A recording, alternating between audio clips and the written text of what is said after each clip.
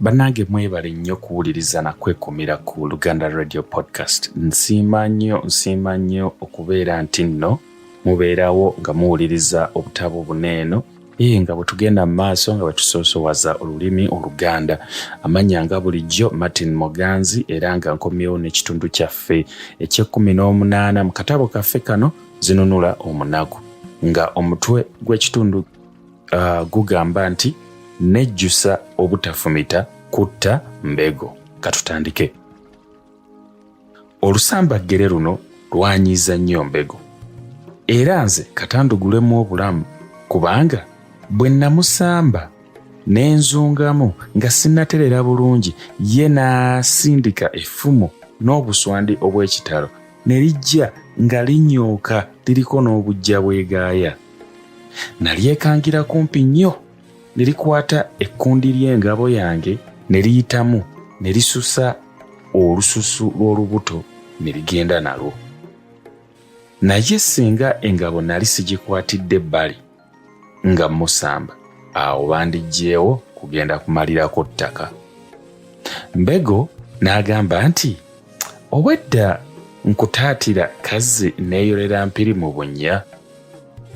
Ne ndaba ng'asunguwalidde ddala era ne mmanya nti kaakano nze oba ye.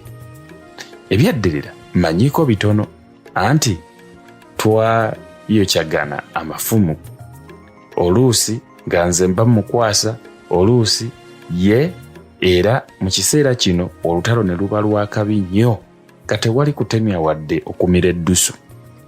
Omulundi gumu engabo ya Mbego yagwa nga ngikubye, naye oba lwaki saamuzisa mu kiseera kino ne kaakano simanyi era ndowooza sirimanya. Ddaaki omulangirizi n'afuuwa ekkondeere tumire ku ddusu, naye nze nga sifaayo oba nga tuwummula oba tetuwummulamu, maze okuguba era nga ntaamye, nga kyenjagala kwe kulwana oba banzite olutalo luggwe, anti nga nze nanjebye era nze nange omusaayi gumbunye. Waaliwo ddala mu kaseera akamu we nayagalira okuleka Mbego anfumite, era nali ddala ku njegoyego ya kukikola, naye ate awo we baafuuyira ekkondeere tuwummule. Nga tuwummuddeko, mikolo n'antegeezaako era n'agezaako okunvubiriza ng'addira ekiwero n'annyika mu mazzi n'ampisaako. Eŋŋombe teyalwa n'etokota tuddiŋŋane, ne mpulira ng'omwami yeesooza era nga bw'akontola. Abasajja abajja n'Embego ne boogera ebigambo bye saategeera, naye oluvannyuma Muyodi bye yanjogereramu ne mbimanya, era bye bino: andu akiti amoga, adudu amale pyo, ekinyoba je lakatu du. Mba nsituka, akana ne kajja n'olwendo ne kaŋŋamba nti, Muyodi akukuutidde weekuume nnyo era Mbego tomuggyako maaso, anti era mu lulwana luno malira amagezi go gonna mu kwewoma amafumu ga Mbego. Bw'atyo n'amaliriza ne bino nti, banne bamuvumye nti oli muntu kiggwe okulema akaana ako akato, ye omwami onaddayo n'omutunula mu maaso nti nno bw'akulema luno nga nno naffe tokyatukulembera. Bwe namala okubiwuliriza ne ŋŋamba akaana nti, ddayo omugambe Muyodi nti awandigudde oluwanga lwange we waneerindiggula olwa Muyodi. Naye mba nsituka ne ngwa. Mbego kwe kwogera mu ddoboozi ekkangufu nti, situkawo eri ne nkumaliriza. Ensega nange zinneeyanzeeko nga bannange bwe zibeeyanzizza. Nange muli ne mpulira ng'obwange busigazza kaseera buseera, anti ng'engabo sikyagiyinza, ezitowanga luyijja. Omukono gwange ogwa ddyo gunzigaladdemu, ate gattako ebiwundu n'omusaayi gwe nali njobaanyi, wamma ggwe nga tewali njawulo na kiyoyo, ate nga nyenja bunyenzi. Mu kaseera kano omusajja omu we yasitukira n'asaba omwami omuzannyo guggwe, ng'awa ensonga ze nti emirundi egya bulijjo 3 egizannyibwa giweddeyo, era n'ekyokubiri engabo yange yali ewomoddwamu nnyo ebituli nga tekyewomekamu. Omwami okwandibadde okwanukula yanyeenya mutwe era n'alaga olunwe ku ngabo ezaali awo ku bbali. Omusajja ono nkuyegetetya ssabo yali muzira nnyo, yali yakalwana mu ntalo 10 ng'akomawo newankubadde mu lumu eriiso teryalutonda. Mpozi nno omwami kyeyava tamuyita kujja kulwana mu kifo kyange nga bwe yandikoze, singa eyayogera yali mulala gw'anyoomerera. Tebaalwa ne bandeetera emu ku ngabo ezaali awo, naye bwe nagikwatamu ng'ezitowa bulala, kwe kusaba eyange entono. Bwe baagireeta, abantu bangi abaali ku ludda lwange essuubi lye baali banninamu ne libakendeeramu. Abamu ne baleekaana nti, kozesa eri ennene, eyo bajja kugifumita omulundi gumu nga yawumugguse dda. Ate baagenda okulaba nga nkutte akafumu kange akatono wamma ggwe ne baterebukira ddala mu nze.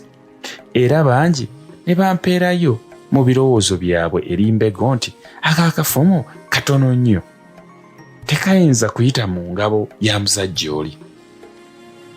Abaali bakyanninamu akasuubi baalabanga ate n'akafumu nkakwasizza kkono, n'eryabwe ne lisebengerera okuggyako Muyodi ne Mirembe abataagabana ku birowoozo wamu nange, era abaamanya ekyankozesa ekyo. Bwe nalaba omukono ogwa ddyo gusanyaladde ne mmanya nti tegujja kusobola ngabo nnene kugizunza wamu ate amangu, ate nga nali neetaaga okuzunza effumu amangu nk'oyese omulabe wange, so naate nga kono wange bantu butamanya nga yasinga ddyo amaanyi. Omuzannyo ne gutojjera ng'abali ku ludda lwange baazirise dda, ab'oku ludda olulala nga beesonga buwanguzi, kazi nno nga bagaya kyezinze. Nga twakatandika Mbego n'anfumita nnyo ekibegaabega, era abantu bangi ne bagamba nti ekyo si kye twakugambye. Naye mu kaseera akaddirira Mbego n'asigala kwewoma bwewomi. Bwe nagiranga ne mba nga amufumita omukono ogwa ddyo, ate amangu ennyo ne musokya amagulu, ng'engabo akyagissa etangira effumu, ne mba nga amufumita omutwe oba omukono ogwa ddyo. Yabanga akyewoma ne mudda emabega, bw'atyo n'abeera mu kwewoma n'okwebungulula buli kaseera. Yalaba atandika okukoowa, n'aleeta n'ag'omu buto gonna amalirize nga tegannamwabulira. Kyeyava agezaako okunsamba, nange bwe namwewoma n'atagala, anti amazina amayigirire. Saalwa ne musindikira akajogolo ne kanyooka n'okunyooka. Bwe yakakuba n'atagala ne mutega n'asinzittuka ngadde ekyennyumanyuma, eyo gye yalinnyira mu kitembejja ky'omusaayi n'aserera n'agwa kyabugazi. Saalwa ne musemberera, era abantu bonna nga balowooza nti nzija kumukazakaliza ddala awo, anti nga Luwanga amungabulidde. Balaba nnyimiridde mutunuulira okulaba bwe yeeriga ng'asituka ddawo, ne bannyamira nti oli musiru, mufumite awo ng'akyali wansi. Bw'anaasituka n'amala akutta gunaaba gukusinze. Abamu ne beesooza nti mukaleke bakatte, anti kawuttufu, ko keesiga kyoba. So nga nze bwe nalaba Mbego ali wansi avuya, nga nja kulabika ng'omutemu okutta omuntu atakyeyinza. Mmanyi ng'ekikolwa kino kyali ddala kya busiru, era kata nkisasulire obulamu bwange. Naye ku nkomerero kyangulira ekitiibwa, ate ne kibumba obuti mu mitima gy'abalabe bange. Abalala ne boogera na lwatu nti oyo omwana si muntu era tali yekka. nga bwe gwali abantu bwe baayogera ebyo nze ne mwenya bumwenya. Mbego bw'aba asituka n'andaba kwe kumbuuza nti nze ssebo nze gw'osekerera kanno kanzibukalize ku mumwa ne ndabira ddala ng'omusaayi gumutisse ku mutwe era ng'olutalo alutamidde bwenge. Nalaba biti bityo nange kwe kugattako ne nkwata effumu lyange eddene ne bukalambira.